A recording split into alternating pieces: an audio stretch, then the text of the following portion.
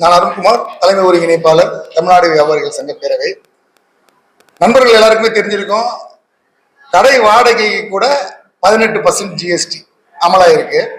இந்த நாட்டில் வாழ்றதுக்கு இனிமேல் நாங்க கண்ணை திறந்தே வாழ முடியாது பொழுது, எதையுமே பார்த்துட்டு வாழ ஒரு தகுதியற்ற நாடா இந்தியா வருது அப்படின்ற ஒரு சந்தேகம் எங்களுக்கு வந்திருக்கு. ஏற்கனவே இன்றைக்கு வணிகத்துல ஏறக்குறைய ஒரு 56% வணிகத்தை ஆன்லைன் வணிகங்களும் கார்பரேட் வணிகங்களும் கைப்பற்றி விட்டது. உங்க எல்லாருக்குமே தெரியும். ஏற்கனவே மண்ணின் வணிகர்கள் எந்த அளவு பாதிக்கப்பட்டு இருக்கிறார்கள் அப்படின்ற ஒரு விஷயம் உங்க எல்லாருக்குமே தெரியும். தங்களுடைய வாழ்வாதாரத்தை தொலைத்து ஏதோ ஒரு விதத்துல சுய கௌரவத்தோட சுய மரியாதையோட வாழ்ந்து விட முடியாதா அப்படின்ற ஒரு மிகப்பெரிய போராட்டத்துல தான் இன்னைக்கு வணிக சமூகம் இருக்கு. இந்த நேரத்துல நீங்க கட்டுற வாடகை கூட ஒரு 18% ஜிஎஸ்டி அப்படின்ற ஒரு மோசமான துக்ளக் தர்பாரை அரசு எடுத்திருக்கு. எந்தவித ஒரு கலந்தாய்வும் இல்லாம சரக்கு மற்றும் சேவை வரியில வாடகைக்கு ஒரு 1800 ரூபாய், அதாவது ஒரு 10,000 ரூபாய் வாடகை இருக்க கடைக்கு ஒரு 1800 ரூபாய் ஜிஎஸ்டி போட்டு கட்டுங்க, 12% ஜிஎஸ்டி கட்டுங்க அப்படின்ற ஒரு மோசமான சர்வாதிகார முடிவை அரசு எடுத்திருக்கு.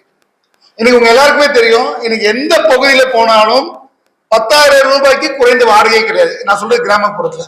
நகரப்புறத்துல எடுத்துக்கிட்டீங்கன்னா ஒரு 10க்கு 10 கடை கூட 20,000 30,000 வாடகை. அப்போ அரசு எதை நோக்கி பயணிக்குது? சிறு வணிகமே இருக்கக்கூடாது, ஒட்டுமொத்தமா கார்பரேட்கள் தான் இந்தியாவை ஆளணும், ஏன்னா அவங்க ஆண்டுருவாங்க. ஒரு பெரிய விஷயம் கிடையாது. இன்னைக்கு அமேசானா இருக்கட்டும், பிளிப்கார்ட்டா இருக்கட்டும், டிமார்ட் போன்றவர்களா இருக்கட்டும், அவர்களுக்கு இது ஒரு பெரிய விஷயமே கிடையாது. ஏன்னா கார்பரேட்களுக்கு அரசு வரி சலுகை வாரி வாரி வாரி கொடுக்குது. அப்போ இந்த 18% வரியை யாரு கட்டுவா? வாடகை இருக்கவங்க கட்டுவாங்களா? கடையோட ஹவுஸ் ஓனர் கட்டுவாங்களா? ஒருபோதும் கடையோட ஹவுஸ் ஓனர் இந்த மாதிரி விஷயத்த பண்ணவே மாட்டாங்க. என்ன பண்ணுவாங்கப்பா, அரசாங்கம் 18% ஜிஎஸ்டி போட்டுச்சுப்பா, அந்த ஜிஎஸ்டியை சேர்த்து எனக்கு வாடகை கொடுத்துரு அப்படின்ற ஒரு முடிவை தான் ஹவுஸ் ஓனர்ஸ் எடுப்பாங்க.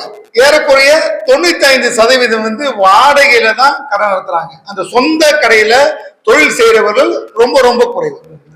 அப்படி இல்லாம அப்படி வரி கட்டுறதா மட்டும் என்ன பண்ணுவாங்க, வாடகை குறைச்சி கட்டுவாங்க. இப்போ வணிகர்களை இது மாதிரி தவறா சிந்திக்க வைக்கிறது யாரு? அப்போ 18% சொல்லிடுவாங்களா, 10,000 ரூபாய் வாடகைன்னா 1000 ரூபாய் வாடகைன்னு போடு அப்படின்வாங்க.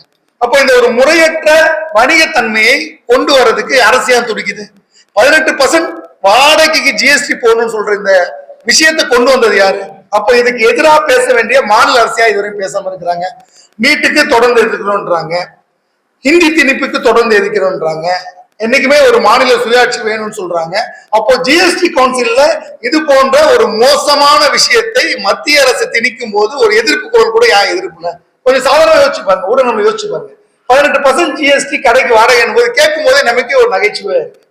ஏற்கனவே சாப்பாட்டு பொருளுக்கு வரி வேண்டாம்னாங்க, அப்புறம் அரிசிக்கு வரி போட்டாங்க, எல்லாத்துக்கும் வரி வரி வரி வரி வரின்னா அப்போ வாழ்றதுக்கே வரி போடணுமா? அப்போ இனிமேல் ஒரு தனிநபர்னா கூட வரி போடணுமா? போடுங்க ஜிஎஸ்டி. ஏன்னா வரி வசூல் இல்லாம எதுவுமே இயங்காது, அதுல மாற்று கருத்து கிடையாது. அரசாங்கம் மக்கள்கிட்ட வரி வாங்கி தான் பயணிக்கணும். ஆனா அதுக்குன்னு ஒரு குறிப்பிட்ட விஷயம் இருக்குல்ல, ஒரு 3% போடுங்க, ஒரு 2% போடுங்க. 18% அது என்ன பகல் கொள்ளையா இருக்கு? அப்ப என்ன பண்ண முடியும்? வாடகை கட்ட முடியாது. ஏற்கனவே சொத்து வரி உயர்ந்து, உங்களுக்கு தெரியாத ஒண்ணு, சொத்து வரி உயர்ந்துச்சு, மின்சார கட்டணம் உயர்ந்துருச்சு, அடிப்படை தொழில் வரி உயர்ந்துச்சு. இதே தொழில் வரி உயர்வுக்காக போன மாசம் நான் இதே பிரஸ் மீட் கொடுத்தேன், சொத்து வரி கொடுத்துருக்கோம். அப்போ எல்லாமே உயர்ந்துட்டு வரும்போது அப்போ வாடகைக்கு ஒரு 18% அப்போ வியாபாரம் செய்யறவங்க எங்கதான் போவாங்க? சரி 18% தான் போடுறோம். சரி, இந்த வணிகர்களை வாழ வைப்பதற்காக இந்த அரசு இதுவரை ஏதாவது ஒரு முயற்சி எடுத்திருக்கா? எங்க ஆன்லைன் வியாபாரத்திலயும் கார்பரேட்லயும் தொடர்ந்து பாதிக்கப்பட்டு இருக்கோங்க.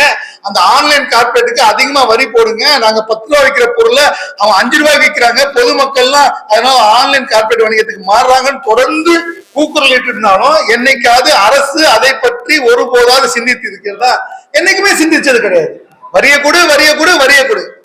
உங்க எல்லாருக்குமே தெரியும், நிர்மலா சீதாராமன் அவர்கள் மேல ஏசி ரூம்ல உட்காந்துக்கிறாங்க, அவங்களுக்கு ஆலோசனை சொல்ற ஐஏஎஸ் ஐபிஎஸ் ஆபீசர் மேல உட்காந்துக்கிறாங்க, மாசம் பல லட்சங்கள் சம்பளம் வாங்கிக்கிறாங்க. அவங்களுக்கு தலைமறைவு என்னன்னு தெரியுமா? ஒரு சிறு வணிகன் எப்படி இந்த கார்பரேட் வணிகம் பண்றான்னு எவ்வளவு கஷ்டம் தெரியுமா? எத்தனை வணிகர்கள் நீ பிளாட்ஃபார்ம் வந்து கடை வச்சிருப்பாங்க, போய் பாருங்க, சாலையோரங்கள் எல்லாம் பாருங்க, பெரிய பெரிய டாடாஸை நிறுத்தி காய்கறி கொட்டி வியாபாரம் பண்றவங்க யாரு? எங்களை மாதிரி வியாபாரம் பண்ண முடியாம கடையை காலி பண்ணிட்டு வேற வழியே இல்ல, பிளாட்ஃபார்ம் தான் வியாபாரம் பண்ணுவோம். ஏன்னா அப்பதான் கடை வாடகை இருக்காது, கரண்ட் பில் இருக்காது, சொத்து வரி இருக்காது. அப்போ ஒட்டுமொத்த வணிக சமுதாயத்தை தெருவில் நிக்க வைக்கிறது யாரு? அரசு தானே நிக்க வைக்குது. அப்ப கார்பரேட் மட்டும் தான் கடைகள்ல நியாயமா வியாபாரம் பண்ணணும், இந்த மண்ணின் வணிகர்கள் ரோட்டுக்கு வரணும் அப்படின்ற ஒரு மோசமான விஷயத்தை அரசு எடுத்திருக்கு. அரசு தயவு செய்து இந்த கடைக்கு வாடகை அப்படின்ற வரியை திரும்ப பெறணும். இல்லைன்னா குறைஞ்சபட்சம் போடுங்க, ஒரு 2% போடுங்க, 3% போடுங்க, அவ்வளவுதான்.